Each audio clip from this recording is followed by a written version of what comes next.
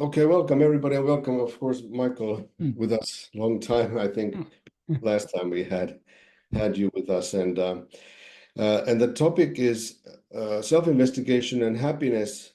I was thinking that happiness is quite maybe challenging word because, I mean, normally we think about it as the opposite of unhappiness or misery or some kind of a state of mind, and but of course, in this case, it means much more. But as a word, like compared to bliss, peace, and word stillness, Mm. it can be challenging, but uh, depending on how we take it to be, of course. And everybody Yes. wants to be happy or experience happiness. So I thought this might be a good subject to relate self-investigation to happiness and how are they related to. So that was the idea. So if you'd like to say something about how they relate and what Bhagavan says about this happiness and self-investigation relation. Right. Om Namo Bhagavate Sri Arunachala Ramanaya Namaskaram. Um, yes. Um, our desire for happiness, which is what drives all our actions, ultimately driven by our desire for happiness. It's the ultimate motivation for whatever we do. And Bhagavan has pointed out, but happiness is our real nature. So the only way to experience infinite happiness eternally is to know and to be what we actually are. But one of the principal works of Bhagavan's teachings is Nana. Who am I? It was originally a set of questions and answers. That is, a devotee called Shiva Prakasham Pillai asked Bhagavan a series of questions. That was in the very early days, about 1901 or so, when Bhagavan would have been about 21 years old. And Shiva Prakasham Pillai was also a young man. He asked Bhagavan a series of questions, very pertinent questions to Bhagavan's teaching. The first question he asked was, Swami, who am I? Which is was shows how well attuned he was to Bhagavan, even without knowing that that was the reason why Bhagavan had appeared on earth in human form. So he asked a series of questions and answers. He noted down Bhagavan's answers. In those days, Bhagavan wasn't talking much, so many of his answers he would have written just in the sand, on the sandy ground, or on a slate with a chalk, or sometimes on pieces of paper. Those questions and answers were unknown to anyone for many, many years. Only in about 1923, when Shiv Prakasham Pillai's nephew published a poem that Shiv Prakasham Pillai had written, Sri Ramana Charita Ahval. That's a biography of Bhagavan in verse form. He included in it some of these questions and answers that Shiv Prakasham Pillai had asked. That it was only then that people came to know about this work. A few years, and so subsequently it was published as a separate book consisting of 30 questions and answers and some miscellaneous sayings of Bhagavan. A few years later, maybe around about 1926 or 27, Bhagavan of his own accord rewrote it in the form of an essay. And when he rewrote it in the form of an essay, he added one paragraph, which wasn't part of the original question and answers. That is the first paragraph. And that paragraph is a very fitting introduction to Bhagavan's teachings. And it is about happiness. What he says in that paragraph is, it's a short paragraph. It consists of just two sentences. The first sentence is quite a long one, but contains many very important ideas. What he says is, since all sentient beings like to be always happy without what is called misery, that's the first reason. So we all like to be happy. Since for everyone, the greatest love is only for oneself, and since happiness alone is the cause for love, in order to obtain that happiness, which is one's swabhava, one's own being or nature, which one experiences daily in sleep, which is devoid of mind, oneself knowing oneself is necessary. That's the first sentence. And the second sentence is, for that Atma-vichara called who am I alone is the principal means. So I will explain this in a little bit more detail. That is, he begins with the first sentence with 3 since clauses. So these are all giving reason. This is a logical argument Bhagavan is giving. Of course, Bhagavan doesn't need any logical arguments for himself because this was his experience. But because our experience seems to be something different, he gives logical arguments to help us to understand the reason for what he teaches us.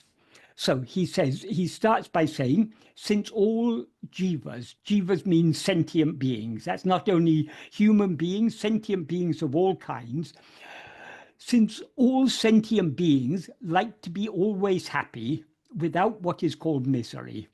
That is the one thing we are all seeking is happiness. And here some people who don't think very deeply. They say, "Oh no, I'm not looking for happiness. It's not my happiness I'm concerned about." That is, they are thinking in terms of pleasure. But happiness here is to be understood in the sense of satisfaction. That is, true satisfaction and happiness are actually synonymous. So whatever we do it to satisfy our desires, because when our desires are satisfied, we feel happy. When our desires are not satisfied, we feel unhappy. Our desires may be altruistic desires. We may think that we are working for the benefit of others, but still we are seeking our own satisfaction because we derive satisfaction from helping others, from feeling that we are doing good. So anyone who thinks about the matter deeply enough, we're all seeking satisfaction or happiness.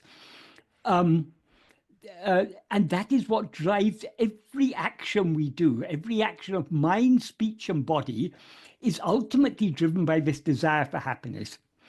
We may seem to desire so many things. We may desire money, we may desire name and fame, we may desire a peaceful life, we may desire learning, knowledge, so many things we may desire.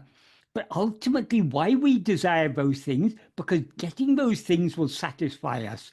And that satisfaction, that happiness that we derive from our desires being satisfied, that is ultimately what we're all seeking.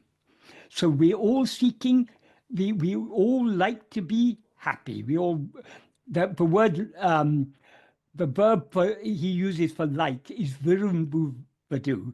Virumbuvadu means liking, loving, wanting. So we can translate it as since all living beings like to be always happy, or love to be always happy, or want to be always happy, they all amount to much the same. And he also, to emphasize the point, he says we want to be happy without what is called misery. That is the opposite of happiness. Sukha is dukkha, the dissatisfaction, discontent, suffering.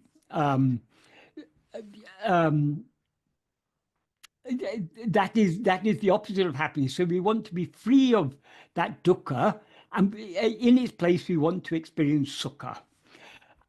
So this is our very nature. It's the nature of all sentient beings. And the reason for this is because happiness is our real nature. But I'm jumping jumping ahead of myself here. So he's giving reasons why, for us to understand why happiness is our real nature. Firstly, we all like to be happy. And then he says, since for everyone the greatest love is only for oneself. That is, whatever else we may love, we love ourselves more than we love any other thing. We love those things that we think will contribute to our happiness.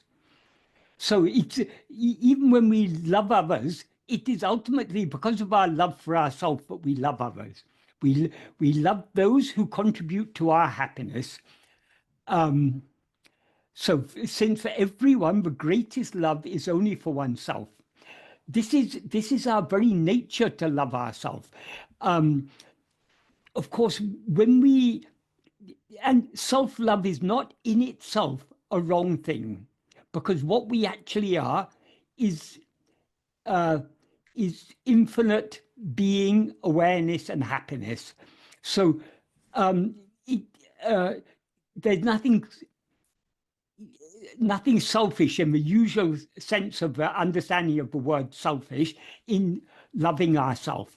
The selfishness arises when we limit ourselves as a particular person and therefore care only about this person more than other people. That is where the self-love gets distorted as love for this little person that we now mistake ourselves to be. So that's the second clause. Everyone has the greatest love only for oneself. And the third clause is, since happiness alone is the cause for love. That is, we love whatever contributes to our happiness, or whatever we believe can contribute to our happiness. So if anything makes us happy, or if we believe anything will make us happy, we love those things. And from this love arises all the desires and attachments and so on and so forth. So from these three arguments, firstly, we all want to be happy. Secondly, we have greatest love for ourselves. And thirdly, happiness alone is the cause of love. What we have to understand from this is, since happiness alone is the cause of love, and since we love ourselves more than we love anything else, that indicates that happiness is our real nature. We love ourselves because we are the ultimate source of happiness. And as Bhagavan explains later in the 14th paragraph, whatever happiness we seem to derive from other things actually is the happiness that is our own real nature. When we desire something other than ourselves, that desire is an agitation, a dissatisfaction. So that dissatisfaction is removed when our desire is fulfilled, and so we experience the happiness that is our own real nature. So these are the first three clauses. There's also another argument he gives, but not in a since clause, but in a slightly different way. He goes on to say, since, therefore, in order to attain that happiness, which is one's swabhava. Bhava means being or existence. Swabhava means own being or own existence. In other words, it's our own nature. It's what we actually are. That happiness is what we actually are. And then he gives another argument why this happiness is our swabhava, which one experiences daily in sleep. Here, sleep, nidra means it doesn't include dream. It's dreamless sleep. When we are fast asleep, in that state, when we do not experience anything else, we experience happiness. Why? Because happiness is our real nature. So he says, which one experiences daily in sleep, which is devoid of mind. Since there's no mind in sleep, there's nothing other than ourselves. We're not aware of anything other than ourselves in sleep, but we are happy. That is because happiness is our own real nature. In the state where we alone exist, without anything else, being unaware of anything other than ourselves, we are perfectly happy. What do we have to infer from that? That happiness is our real nature. Happiness is not something other than ourselves. It is what we actually are. That's why he says it's our swabhava. So in order to obtain that happiness, which is one's swabhava, which one experiences daily in dreamless sleep, which is devoid of mind, oneself, knowing oneself is necessary. Tanne tan aridalvendum. That is, we ourselves have to know ourselves. That is, we need to be aware of ourselves as we actually are. Because happiness is what we actually are. In order to experience that happiness, we need to be aware of ourselves as we actually are. And the happiness that we actually are is infinite and eternal. Because it's infinite, it's completely devoid of any misery. Because it's eternal, there's never a moment when we are not that. So in order to experience that infinite and eternal happiness, we need to know ourselves. In other words, we need to be aware of ourselves as we actually are. So how to be aware of ourselves as we actually are? In the second sentence, he says, adaku. Adaku means for that. Atma-vichara, called who am I, alone is the principal means. Jnana, here in this context, jnana means awareness. So Atma-vichara means awareness investigation. That is what we, as he goes on to explain later on, what we essentially are is just awareness. And the nature of that awareness is Sat Chit Ananda. It is pure being, pure awareness, and pure happiness. So since awareness is what we actually are, what we need to investigate is this awareness. This not awareness of anything other than ourselves, but the awareness of our own being, the being awareness, Sat Chit, the awareness of our own being, I am. So that is what we need to investigate. So the awareness investigation called who am I? The word ennum it literally means called, but it's very idiomatic in Tamil to use that term. So, but it's not essential to translate it in English. We can simply say, for that awareness investigation, who am I? Alone is the principal means. Why does he refer to it as who am I? We are trying to know who or what is this I. This I is awareness. So investigating this I to know what it is awareness investigation. And this alone is the principal means for knowing ourselves. When he says it's a principal means, he doesn't intend to imply that there are alternative means. It is the principal means in the sense that if you have if all rivers flow into one main river, and that one main river is the only river that reaches the sea, that main river is the principal river. All other rivers are just tributaries.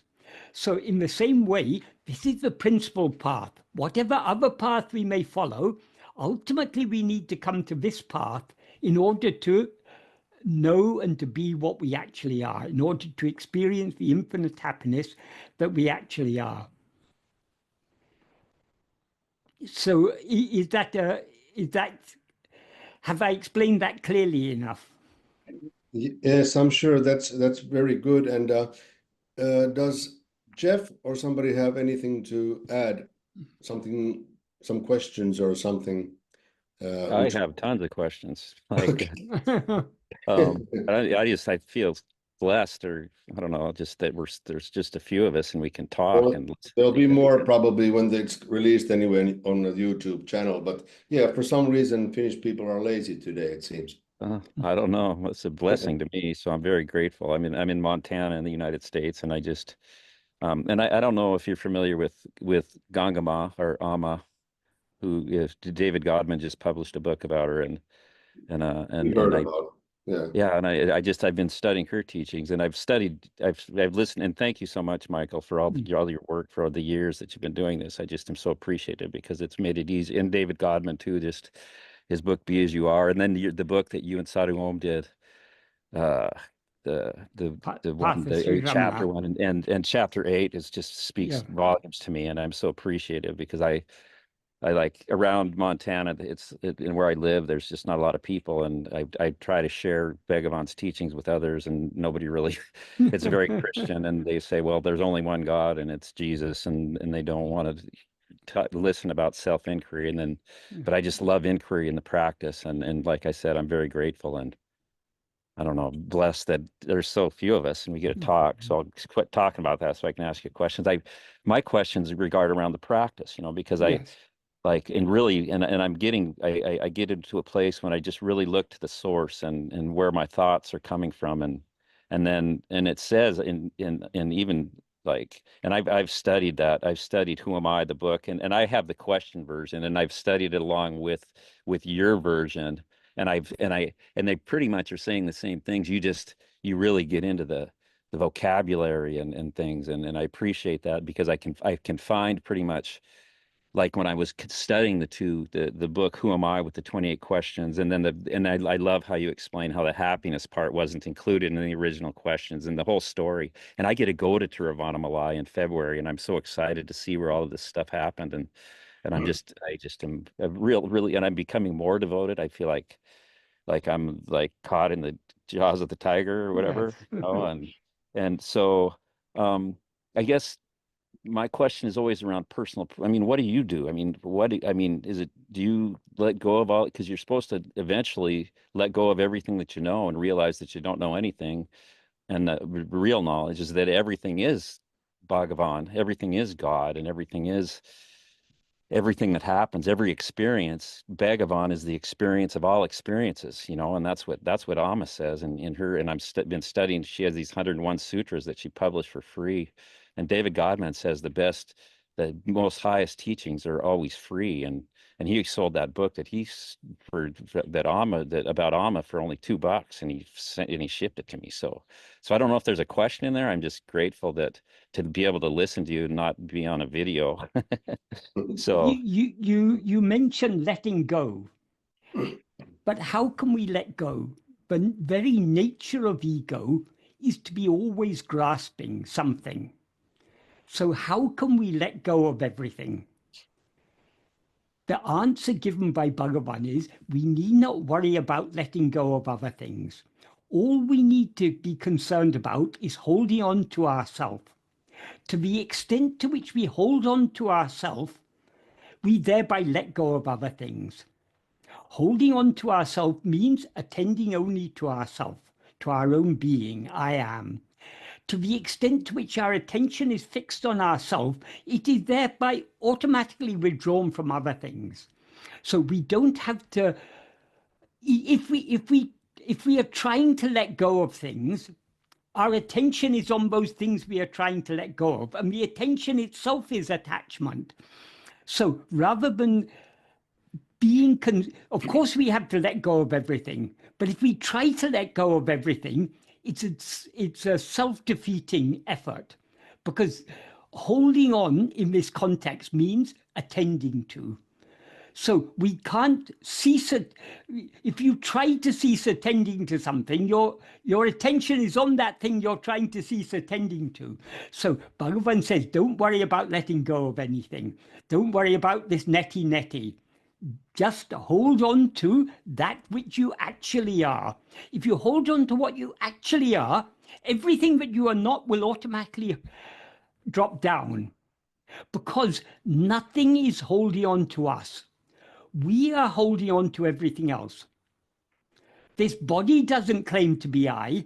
It's we as ego who says, I am this body. So we attach ourselves to this body, and we attach ourselves to so many things. This is my body, this is my wife, my children, my husband, my father, my mother, my nationality, my language, my religion, my this, my that. We have so many identifications, but they're all rooted in this primary identification: I am this body. That is the root attachment. So if we want to detach ourselves from these things, we have to hold on to what is real. Then all these unreal things will drop off.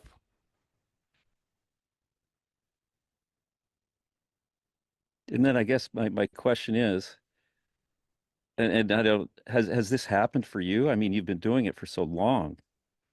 Yes. Well, I mean, we have to continue doing it until we're no longer, until the doer is completely dissolved.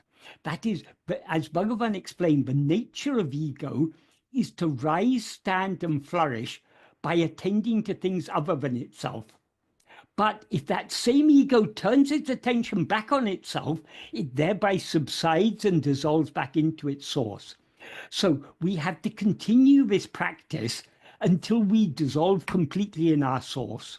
Our source is our own being, the pure fundamental awareness I am. So we are all on the path. We just have to we need not when the goal is going to be reached need not concern us.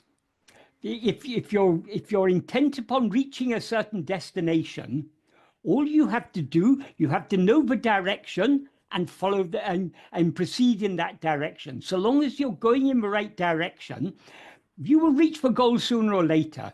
Likewise on this path, all we have to do is to do our best to follow this path. And Bhagavan says, following this path, he defines what self-investigation, Atma-vichara, is by saying it is always keeping the mind fixed on oneself. The word he uses for always is a very strong word. He says sada kalamum.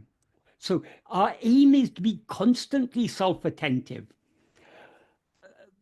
Almost all of us are failing. None of us are attending to ourselves all the time, but that is what we should be working towards. So let's not worry about when we're going to reach the goal, or whether this person has reached the goal or that person. That really doesn't matter. Whether anyone else has reached the goal or not is nothing to us, because if you reach for your goal, that doesn't help me. I have to follow. We each have to follow this path. So it's asking about whether this person has reached the goal or that person has reached the goal is a fundamental misunderstanding, because the truth is no person reaches the goal, because the goal is the dissolution of ego. When ego is dissolved, we no longer identify ourselves as I am a person. So we cannot say this person has reached the goal, that person has reached the goal. That really has no meaning. All the appearance of others appear only when we rise as ego. When we're in deep dreamless sleep, there are no others. But when we rise as ego in waking or dream, the world and all the other people, everything appears. So we need to give up being concerned about others. We need to be concerned about knowing, who am I? Of course, when our mind is going outwards and we're interacting with the world seems real. So of course we have to be concerned with others in the usual sense of the term. That is,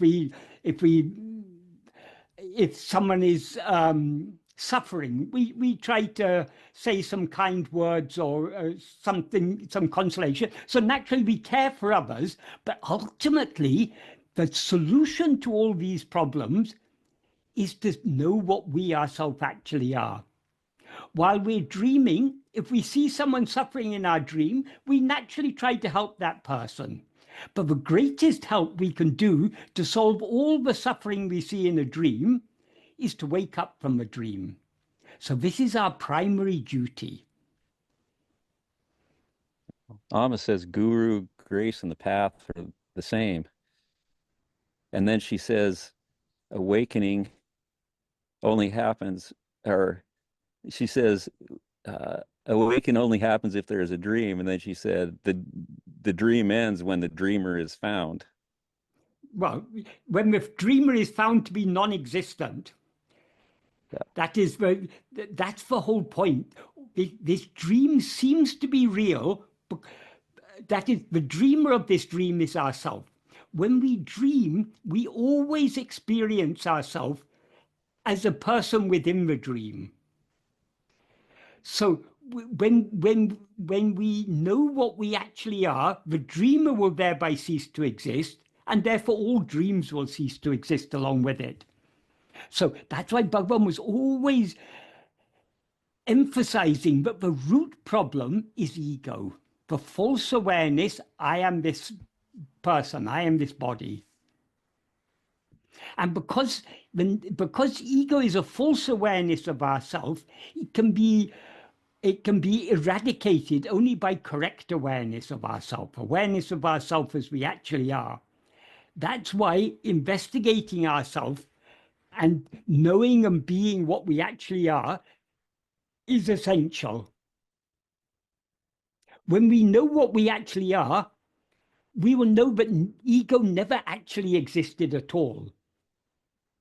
Until then, we have to continue on this path.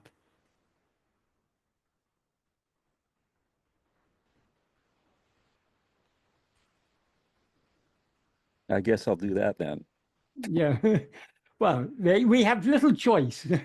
we either follow this path or we continue suffering in samsara as we have been doing for countless dreams, countless lives. This Thank you very much. Thanks. This idea of this, or realization that all is really just a dream, it really blows away everything that we ever learned, thought, accepted about anything, about creation, or I mean the whole history and everything about even ourselves. Yeah. Just blown away because it has no meaning anymore. It's quite thin and dreamlike. So there's no reality anymore in it. Yeah. So even if we don't accept this, we can continue living our life as if it's real. But one day this body is going to die.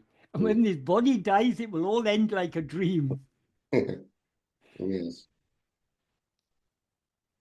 I've been thinking quite a lot of this, the moment of death of the body. Yeah. And I'm quite sure there's, if not holding on to ourself firmly, there might be some kind of a panic or some kind of the fear of losing something, the attachments, my friend's wife or somebody like that. Yeah.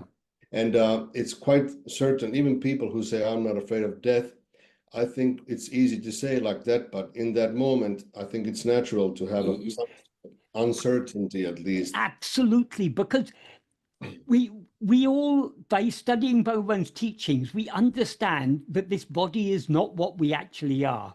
But what is our experience now? Our experience is, I am this body. It is such a deeply rooted experience. So most of us evade the fear of death by, though we all know we're going to die, it somehow doesn't seem real to us. Bhagavan also pointed this out. He said, the fact that our own death never seems real to us it shows that we are something other than this body. We are something that is eternal. We can never die. So we because we are eternal, we take this body to be, though we all know at one level, but this body is going to die, we all live. Even old people who are nearing death, they're still living as if they're going to live forever. Still planning this or that, or concerned about this or that.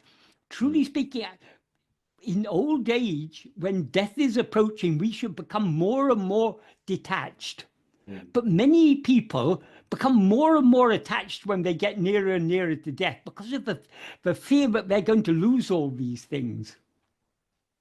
I was thinking about this. Everybody has the most love for oneself, and it's quite obvious now. For example, if we listen to news, or even don't have to try to listen, we get the news anyway about somebody's dying in some distant country, or there's a war somewhere. We might be for a moment like concerned and feel sadness about it, but soon we forget it because it's not so close to ourselves. Yeah. But the closer it comes to ourselves, our friends, relatives, our country, then it starts concerning us more. Yeah, and yeah. when it comes even closer to our family, not to mention ourselves, Yeah. me, then it's Yeah, very yeah. important. So even though we say we are considering and loving everybody and try to love our neighbors and all people, it doesn't really work until we know who we are, because we can't love anybody but ourselves. Yeah. But when someone we know dies, it does have an impact on us. Yes. You know our friend Yaroslav. Yes. He was recruited in the summer. Yeah, I heard it. And I think almost as soon as he went into action, he and his whole unit, they're missing. Oh. There was apparently very heavy artillery fire, and nothing has been heard of any of them since. Oh. So that sounds horrible. I know him. I know that guy. That's awful. Yeah. He's such a nice, such a gentle, sweet person. Yes. Really, when we hear such things, we can't help but be affected by it. That's true. What a waste of lives and everything. Yeah. So sad. It's like madness, really, this whole thing. It is. But wars have been happening from time immemorial. There's never been a time in the world when there haven't been wars. It's just, it's human nature because of greed and egotism and all these things. We haven't learned anything, I have to admit. It's those kind of things that make us reach towards Bhagavan, I mean, I think. Yeah, it's said that this sorrow, grief, and misery and pain will take us closer to God, because then that's the only hope we can Yeah, true. It's true. And we have to admit we're quite helpless when it comes to whatever knowledge we seem to have. Yes. In the end, when death is coming, or our close friends or relatives die, we're quite helpless about it. Yes. And I got a question then. Okay, go ahead. And I guess it's kind of along that same lines. Is that okay? Yes. Of course. Am I asking too many questions? I'm the only one talking. Oh no. Go ahead, please. And I studied a little bit of Frank Humphreys, just that glimpses, and I've heard this said too, that Bhagavan taught that God is look at it as like God is everything and everything is God, like absolutely everything is God, and have that perspective somehow. And I guess you're the expert on Bhagavan's teachings. Is that something that's somewhere in his teachings? Because he has so many, I mean, all the books and all the things that you've studied. I mean, so I guess that's my question. God is God, and that and Frank Humphrey said that Bhagavan said that all religions meet at that place, that either God is everything and everything is God. So yes, everything is God, but God is much more than everything. We cannot limit God just as everything. God is the underlying reality. But so long as we see everything, we are not seeing God as he actually is, because God is one and indivisible. So long as we are seeing all this manyness, we are not seeing God as he actually is. God is infinite. All these many things we see are all finite. So in order to see everything as God, we need to see ourselves as God. When we see ourselves as God, we will see there's nothing other than ourselves. So all this manyness, this multiplicity, that in the Upanishads, it is said, all of this is Brahman. But Bhagavan has said, all of this is ego.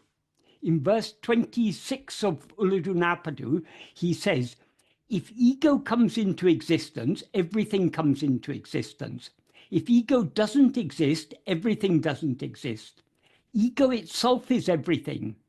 Therefore, investigating what it is giving up everything. What that means is, when he says, if ego comes into existence, everything comes into existence. The reason for that is everything, all this multiplicity, all phenomena seem to exist only in the view of ego. So only when we rise as ego, as in waking and dream, all these phenomena seem to exist. When we do not rise as ego in sleep, nothing other than ourselves seems to exist. So everything comes into existence only when ego comes into existence. And when ego doesn't exist, everything doesn't exist. Therefore, ego itself is everything. That is, when we're dreaming, we see a world full of so many objects and people and all sorts of things, but all those many things are nothing other than ourselves. We are seeing ourselves as that dream. The dreaming mind is seeing itself as the dream. So, and then he says, therefore, investigating what this is giving up everything. What this is means what ego is. If we investigate what ego is, then, as he explained in the previous verse, the nature of ego, if we investigate it, it subsides and dissolves back into its source. It ceases to exist. So when ego ceases to exist, everything will cease to exist. So in order to, this is why most of us find it difficult to investigate ourselves, because investigating ourselves means allowing ourselves to subside and everything else to subside along with us. So long as we have desires and attachments, we will be unwilling to turn our attention back towards ourselves completely, and thereby let go of everything. Let everything cease to exist. We're not willing to do that. We're still attached to this, to our identity as I am this person, and to all these other things that come along with this. We're attached to these things. That's why, in order to wean ourselves off this attachment, we need to be persistently practicing self-attentiveness. The more we practice self-attentiveness, the more our attachment for other things gets reduced, and our love to know ourselves increases. But coming back to the main point, in that verse he says, ego itself is everything. Whereas in the Upanishads, they say Brahman is everything. So is Bhagavan contradicting what is said in the Upanishads? No, because when we investigate ego, we find that what ego actually is only Brahman. So the immediate substance of everything is ego. That is, it is ego that sees itself as everything else. So all other things are nothing but ego. And ego, if investigated, is nothing but Brahman. So the ultimate substance, the ultimate source and substance is Brahman. The immediate source and substance is ego. Is that clear what I'm saying? So, yes, it's true. Everything is God, but it's also equally true to say everything is ego. And to say everything is ego is more practical. Because if everything is God, then how can we get rid of everything? Because everything is causing us so much trouble.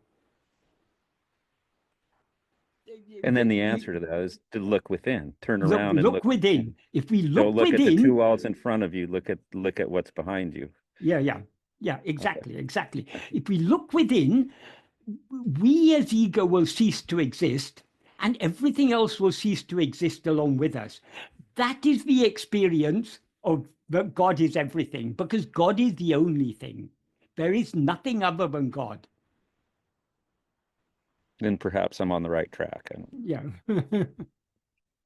Lena has a question. Yeah. Go ahead, Lena. Yes. Hello, Michael. Hello. Just from me, close. Thank you very much for everything that you do. Yeah. And actually, I was so horrible to hear about Yaroslav. Yeah. I'm absolutely like, I don't know. It's so horrible. Okay. The only thing I just wanted to say that the practice of self-investigation is, I mean, what I wanted to say that this is the ego thing. It is such a subtle thing. I mean that even though we know already that the problem is our ego, and and you said very nicely. I mean, I mean, last video that I listened with you and Ludovic from France, I think he was. Yes, yes. And yes, and you were talking about basics. Yes. Yeah. So, but I mean, for some reason, I heard clearly. I mean that this ego, it is something so subtle. You cannot catch it in any way, even though intellectually we understand these things. Yes, but I mean that it is very interesting trick, Maya trick, when you absolutely naturally identify yourself with something that makes this world exist, and you like something separate in this world, and it is so like. It is such a powerful, strange, strong thing. Yes. I mean, it is very, very. We should not. What I wanted to say, if you understand the meaning of these teachings, we should not then even think much about like what this ego, because you will never catch it. It's impossible it's impossible to grasp it with your intellect. So the only thing is the practice, because it is melting it makes it like weaker. There is no other possible way to deal with this thing. No other possible way. And I believe 1,000,000% that practice given by Bhagavan is very powerful. This is my 100% I'm sure. And the only thing, this is the only thing that can actually defeat ego. There is no other. So I mean that what I wanted to say that ego is something, the most difficult thing to fight with, the most difficult thing. It is like very banal and very clear thing what I'm saying, of course, but I mean that this is the very, very, very important thing. And because of this strong identity, very subtle, immediate, you cannot do anything with that. You will be suffering, you will be going through whatever and so on, but you will still be like, if you only intellectually understand, it is good if you understand, because many even don't want to like understand properly. But if you intellectually understand, it doesn't help. I mean, much. It doesn't help. This is what that is the understanding is essential in order to practice it.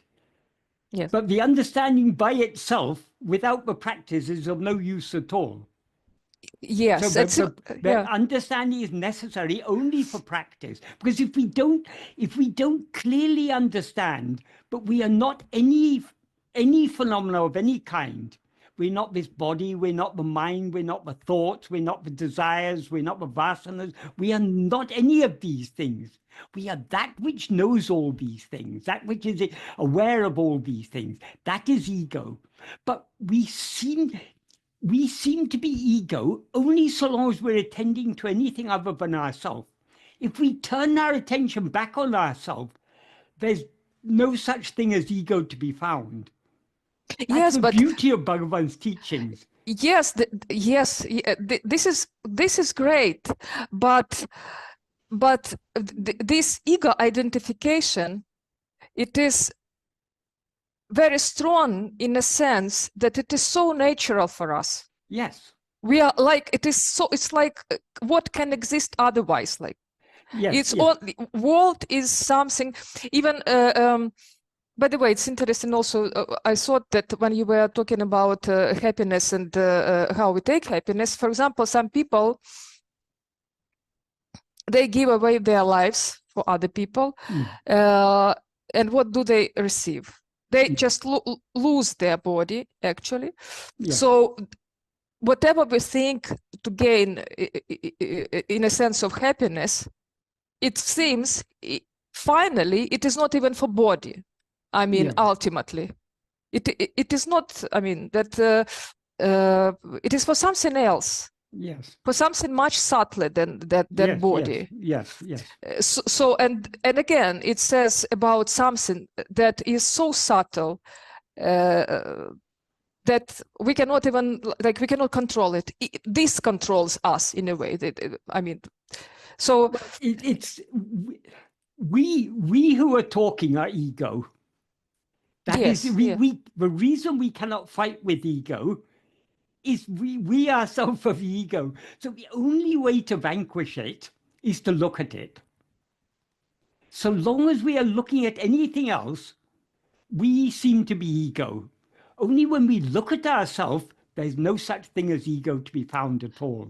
Looking at ourselves means stop at all being interested in something else whatsoever. Yes. It's just but nothing here. Merely ceasing to be interested in other things is not sufficient. We need to be interested in knowing who am I. That is the yes, of course. There should be this interest. There should be this genuine interest. Yes. There should be. That is why we are talking about understanding. Without passionate love to know what we actually are. Yes, and there is this fight when you take this world with all these things, that bad and good things, to be so real. I mean, you have to. I'm always like coming back to the same thing, that you have to melt this ego. You have to try to melt it. I mean, with this practice. Yes. Because otherwise we will be talking endlessly about this problem. But the thing is that you have to just deal with it, and that's it. Yes. Yeah. Sometimes you hear that, and even of course I myself and many others have thought that this self-investigation seems to be so hard, so I'll just surrender. Seems to be much easier. And I remember when I was younger, I used to think that all these yoga techniques and all these things is too much for me. I'll just surrender. But that's not been so easy so far. If we can't investigate ourselves, we can't surrender ourselves. Because ultimately, the only way to surrender ourselves is to investigate ourselves. Yes. So long as we're attending to anything other than ourselves, we seem to be ego. So in order to surrender ego, we need to look at ourselves. We need to attend to ourselves. There's no other way. Yeah, I don't think there's an ego that wants to be humble or surrender in the first place. So no. Well, only by grace. That willingness to surrender comes only by grace. That love to surrender comes only by grace. Because the very nature of ego is to desire things other than itself. As Bhagavan says, grasping form, it comes into existence. Grasping form, it stands. Grasping and feeding on forms, it grows abundantly. Leaving form, it grasps form. So grasping is the very nature of ego. So the only way to get rid of it is, so long as we grasp anything other than ourselves, we are just perpetuating ego. Only by trying to grasp ourselves will we get rid of this ego. yes. So attention inwards always. Always. That's what Bhagavan repeatedly emphasized. Always keeping the mind on oneself alone is Atma-vichara. He also says, until one attains one's real nature, if one holds fast to uninterrupted self-remembrance, that alone is sufficient. There again, he says, are you doing that uninterrupted. right? Can you do that right now? I think I asked you this in another one of these meetings. Are you doing that even as you speak? Don't look at me, look at you. Can you do it? That's the question. Okay, Whether others can do it or not. I was asking myself. If we are honest, no, we're all. I think anyone who is honest, we have to admit we are failing in this. We may be trying our best, but we are still failing. Even trying our best is a great thing. I don't think any of us can honestly say we're trying our best, but at least we're trying a little. That's all that matters. And also, Michael, for example, now we are talking about that. At least it is also like it is also very important thing to talk about, to have someone to talk about that. It reminds us constantly. Yes, because again it shows that there is some interest, which is already important, and plus we have so much time to do it afterwards. So we have plenty of times. Plus, sorry that I just want to continue a little bit. Again, you were talking with Ludovic. I think with him, you again, because it's last video that I watched, and you said that no efforts go in vain. I mean, they are not wasted. So this is like for Jeff also. So I mean that anyway, if your interest is there, that's enough. I mean that you will be doing it when you feel that it is okay to do it. So yes, and we don't even have to wait for afterwards. Even while we're talking about this subject, if we're really talking about it, we should be attending to ourselves while we're talking about it. Because what are we talking about? We're talking about ourselves. Exactly. So our attention should be constantly going back to ourselves. That is reading Bhagavan's teachings, talking about Bhagavan's teachings, thinking about Bhagavan's teachings, should be constantly reminding us to attend to ourselves. So these are not separate things. These are truly useful only if they're pushing our attention back to ourselves. Yes, exactly. It's just like that. So it's been an hour. And plus, can I sorry, that Michael, it is absolutely genius thing and a great thing that you always repeat it and say that it's like riding the bicycle.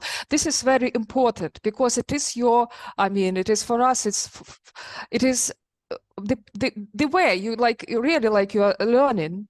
To do exactly. it, you are learning. You like get acquainted. You just look around. You adjust yourself, and I mean that this is exactly like it is. Just riding bicycle. The only thing is this was small thing to be interested in riding this bicycle. Exactly.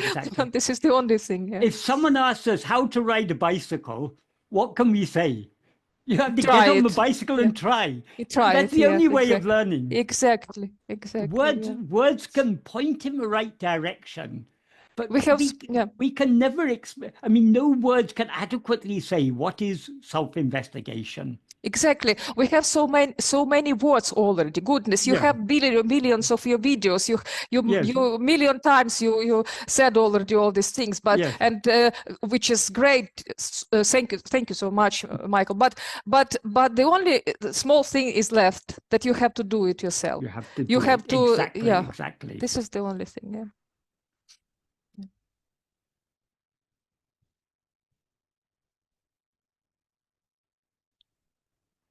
Yes. Only practice is missing here. Otherwise, we're doing well. Yes. Only the essential thing is missing, and all the other inessential things are doing well. May I ask one question about? Yes. Or are we done? I don't have to. I mean, you've answered. I think we have some time left.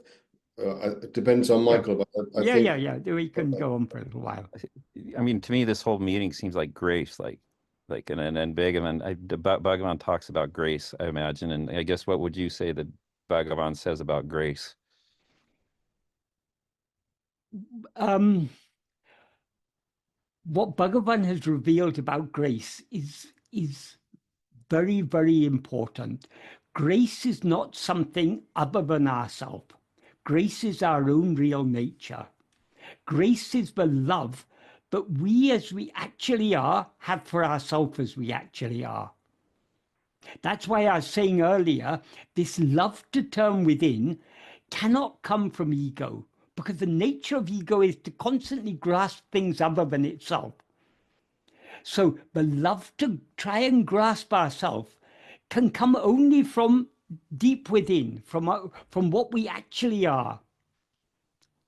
And you said earlier about God, Guru, and grace being the same thing. They are, yes, there's this. That is, grace is the very nature of God, the very nature of Guru.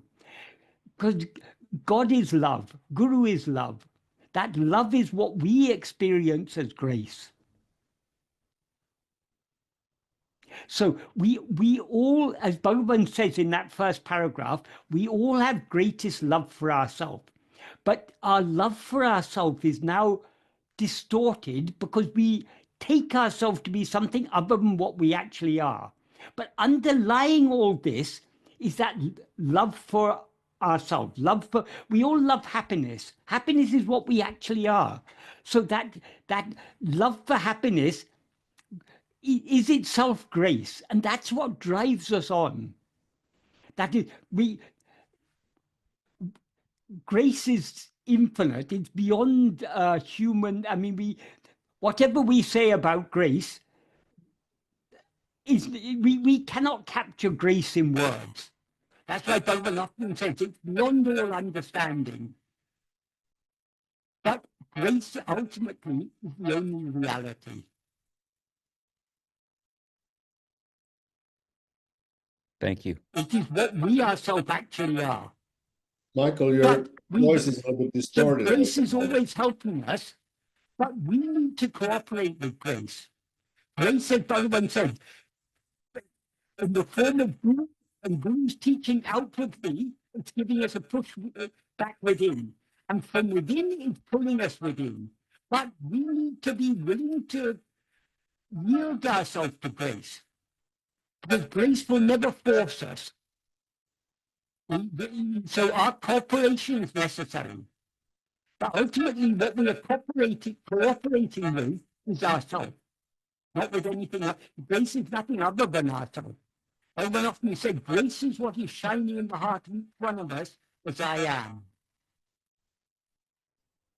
Yes. So, yes, about grace, the beginning and middle and the end. Yes, exactly. If you think about our lives, why would we even have interest for Bhagavan's teachings or this path or any kind of spirituality? It's only from grace. It's only grace. Our interest has been always outward, somewhere else. Yeah. Our interest has always been outward, but we've never found satisfaction. So finally, we've come to a point that we're willing to begin to look within. We still have very strong inclination to look outwards, but we know from bitter experience of so many lives, looking outwards is not delivering the goods. We're not finding the happiness that we're seeking outside ourselves. So by grace, we are now beginning to become willing to look within. I think one thing can help if we understand that this is a dreamer's dream, and actually it's nothing separate from oneself. Actually, it is ourself. Then the interest to the world weakens because it is in ourself already. So why should we want anything? Yeah. We already have it in this sense. Yeah. And it helps to weaken the interest at least a little bit. Yes. Go into the world and outside. Yes. Well, I think this was quite nice, a little bit shorter, but there's so few of us here, so I think Yes.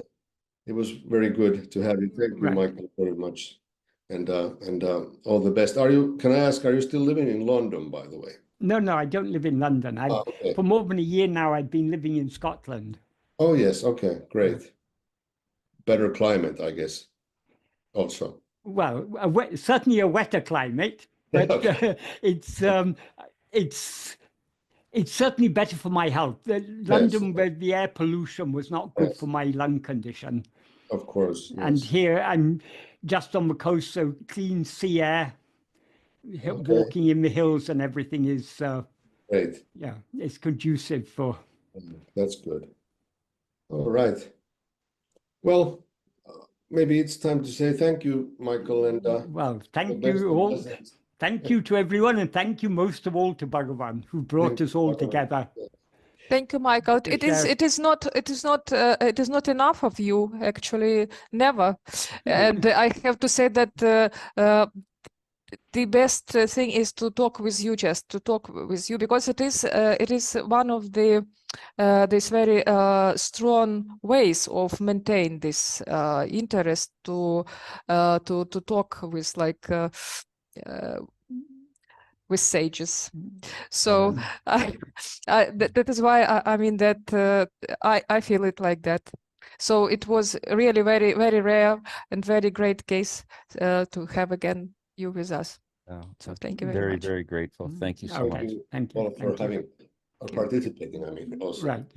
Okay, so Okay. bye-bye. See you next time. Okay. Bye. Bye-bye. Bye bye, Michael. Bye bye. Namo Have a nice Ramanaya. day. Namo Ramanaya.